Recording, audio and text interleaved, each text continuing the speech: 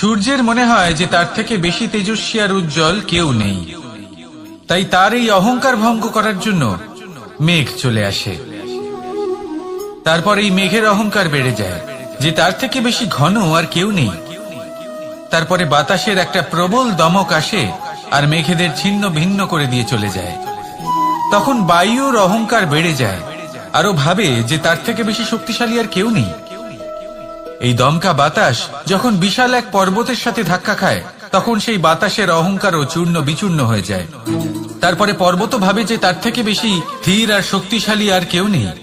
তখন পৃথিবীতে ভূমিকম্প হয় আর সেই বিশাল পর্বত চূর্ণ বিচূর্ণ হয়ে যায়, তারও অহংকার ভেঙে যায়। এবার ধরিত্রীর অহংকার হতে থাকে। ধরিত্রী বলে যে আমার উপর সবকিছু টিকে রয়েছে, আমার থেকে বেশি শক্তিশালী আর কেউ নেই।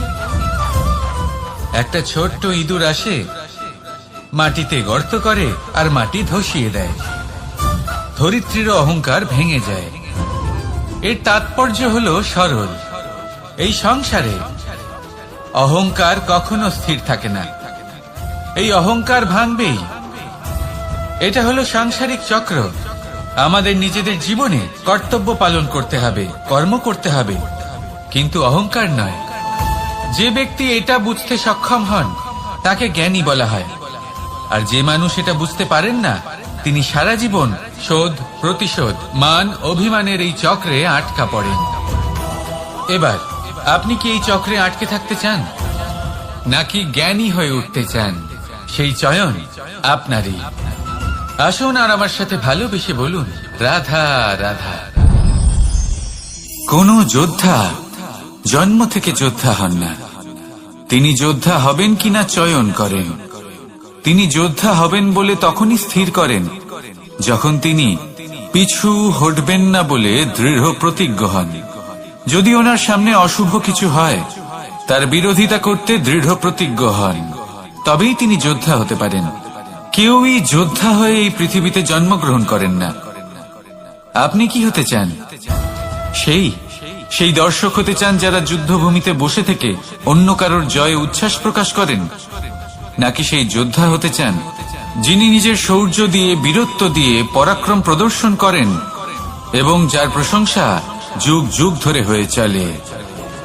সিদ্ধান্ত আপনারই।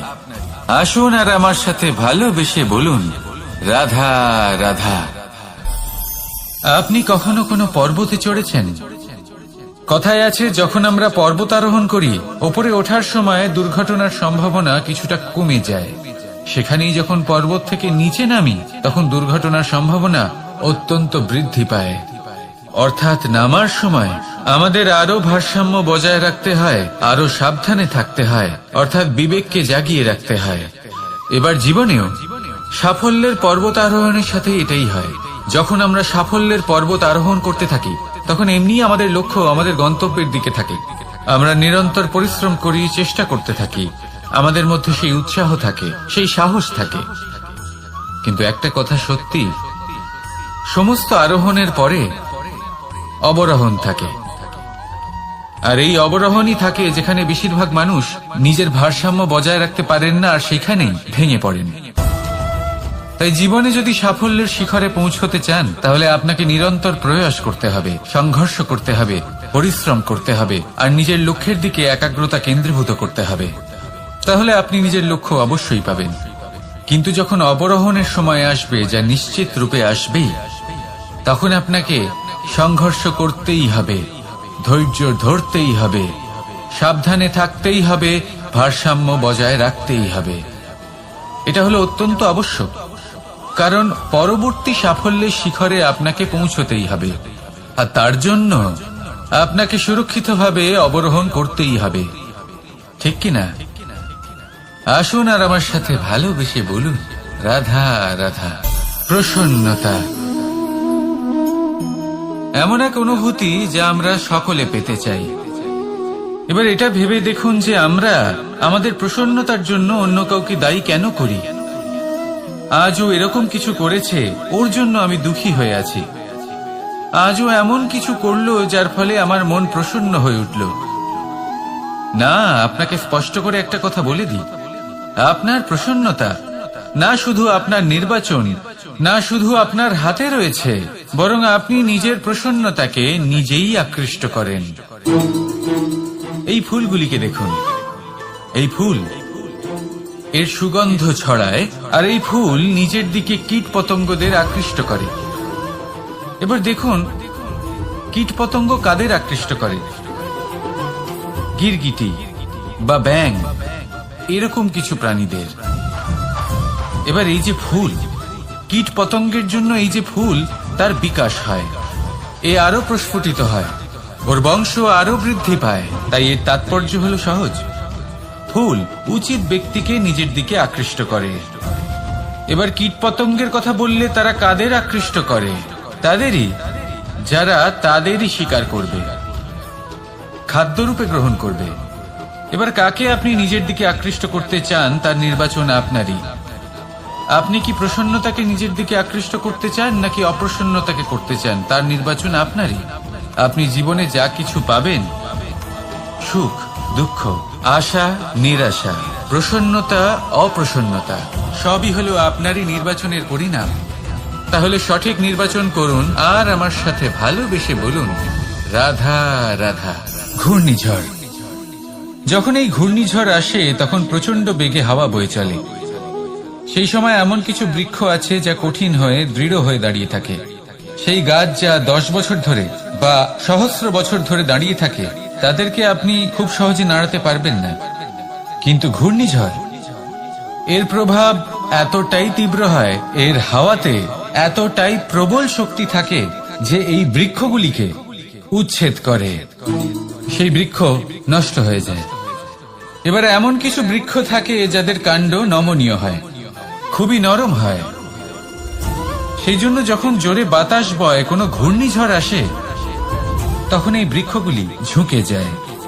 আর যখন এই ঘূর্ণিঝড় চলে যায়, শান্ত হয়ে যায়, তখন ওরা আবার দাঁড়িয়ে পড়ে। এবার এটাকে আপনি কি বলবেন, কি বুঝবেন আপনি? সুযোগ সন্ধানী?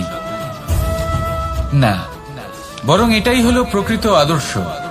যখন আপনার সামনে এমন কেউ থাকেন যিনি আপনার থেকে অনেক শক্তিশালী, তখন তাকে সম্মান করা আপনাকে শিখতেই হবে। তাই মনে রাখবেন, এই সংসারে যখনই দুই শক্তির একে অপরের সাথে সংঘর্ষ হয়, শুধুই বিনাশ হয়। কিন্তু যখন শক্তির সাথে আসক্তি মিলিত হয়, সেখানে সুরক্ষা থাকে, সেখানেই কিছু নির্মাণ হয়। তাই আসুন আর আমার সাথে ভালোবেসে বলুন, রাধা রাধা। জীবনে লক্ষ্য লাভ কি করে করতে হয়? কেউ বলবে বন্ধুদের সাহায্যে, কেউ বলবে প্রেমের সাহায্যে, কেউ বলবে নিরন্তর চেষ্টা করলে, কেউ বলবেন পরিশ্রম করলে, কেউ বলবেন ঈশ্বরের আশীর্বাদে, ইত্যাদি ইত্যাদি। আমি আপনাকে বুঝিয়ে বলি, এই যেমন ত্রিলোক আছে, অর্থাৎ 3 লোক আছে, যাকে সঞ্চালন করে ত্রিদেব বা 3 জন দেবতা। সেইভাবে নিজের লক্ষ্যে পৌঁছানোর জন্য 3টি ভাবের প্রয়োজন পড়ে। প্রথম ভাব হলো স্বপ্ন দেখা। আপনি যদি স্বপ্ন দেখতে শুরু না করেন, তাহলে সেখানে পৌঁছতেই পারবেন না। তারপর আপনাকে দৃঢ় সংকল্প নিয়ে সেই পথ যেমনই হোক তাতে চলতে হবে। এ হলো দ্বিতীয় ভাব, দৃঢ় সংকল্প। আর তৃতীয় ভাব হলো সেই লক্ষ্যের যাত্রা পূর্ণ করার জন্য প্রতিবদ্ধ হওয়া। তাই যদি আপনি স্বপ্ন দেখতে পারেন, দৃঢ় সংকল্প দ্বারা পথ যতই কঠিন হোক না কেন তাতে চলতে পারেন, আর সেই লক্ষ্য লাভের যাত্রা পূর্ণ করার জন্য প্রতিবদ্ধ হতে পারেন, তাহলে আপনি নিশ্চিত রূপে আপনার লক্ষ্য লাভ করতে পারবেন। তাই আপনি এটাই করুন আর আমার সাথে ভালোবেসে বলুন, রাধা রাধা। কথায় আছে যে জীবনে কিছু শুরু করার আগে স্বপ্ন দেখা অত্যন্ত গুরুত্বপূর্ণ, আর এটা 100% সত্যিও। কিন্তু কিছু মানুষ স্বপ্ন দেখা শুরু না হয় করে দেন, কিন্তু তারপর থামেনি না। স্বপ্ন দেখতেই থাকেন, তারা ভাবতেই থাকেন, কর্ম করেন না। এমন সময় আপনাকে নিজেকে জাগিয়ে তুলতে হবে, নিজেকে বলতে হবে যে এবার উঠে কর্ম করার সময় এসে গেছে। কারণ আপনারা যদি অত্যাধিক বিচার করতে থাকেন, স্বপ্ন দেখতে থাকেন, তাহলে উঠে কিছুই করতে পারবেন না। আপনি শুধু একটা কাজ করুন, উঠে কর্ম করা আরম্ভ করে দিন। তারপর ভেবেচিন্তে ধীরে ধীরে নিজের কর্মকে দিশাও দিন আর তাকে উচিত গতিও দিন। কারণ এটাই হলো সাফল্যের মূল মন্ত্র। না শুধু কর্ম করুন না ভাবনা চিন্তা করে, আর না শুধু ভাবুন কর্ম না করে। সাফল্যের মূল মন্ত্র হলো এর ভারসাম্যে। তাহলে এটাই করুন, সাফল্যকে লাভ করুন, আর আমার সাথে ভালোবেসে বলুন রাধা রাধা। ভয়, আমরা ভয়ের বিষয়ে অনেক কথা বলি, ভয়ের থেকে সবসময় দূরে পালাই। কখনো ভেবে দেখেছেন আমরা এই ভয়ের সদ্ব্যবহারও কি করতে পারি না? নিশ্চিত রূপে করতেই পারি। এমন কোনো অক্ষর নেই যার দ্বারা কোনো মন্ত্র হয় না। তাই নিশ্চিত রূপে এই ভয়েরও সদ্ব্যবহার আমরা করতেই পারি। নির্ভর করছে আপনার দৃষ্টিভঙ্গির ওপর, আপনার প্রতিক্রিয়ার ওপর। ভয়